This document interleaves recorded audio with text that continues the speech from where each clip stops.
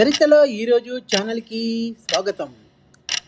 Bharat cricket చరిత్రలో గౌరవంగా చెప్పుకునే పేరు కపిల్ దేవ్. ఆయన కేవలం ఆల్రౌండర్ మాత్రమే కాదు, భారత్ క్రికెట్కు గౌరవం తెచ్చిన మహా ఆటగాడు.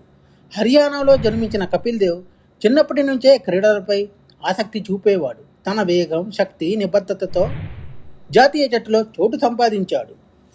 1983 వరల్డ్ కప్ విజయం భారత్ క్రికెట్ చరిత్రను మార్చివేసింది. ఆ విజయానికి నాయకత్వం వహించిన వారు కపిల్ దేవ్. ప్రపంచ క్రికెట్లో అప్పటి వరకు న్యూజిలాండ్ బౌలర్ రిచర్డ్ హడ్లీ 431 టెస్ట్ వికెట్లు తీసి ప్రపంచ రికార్డు సృష్టించాడు. కపిల్ దేవ్ తన అద్భుత బౌలింగ్తో ఆ రికార్డును సమం చేశారు. ఈ ఘనత సాధించిన మొదటి భారత బౌలర్ కపిల్ దేవ్. ఆ క్షణం భారతదేశానికి గర్వకారణమైంది. స్టేడియంలో ప్రేక్షకులు హర్ష ధ్వానాలతో ఆనందం వ్యక్తం చేశారు. కపిల్ దేవ్ పేరు ధైర్యం, కృషి, పట్టుదలకు ప్రతీక.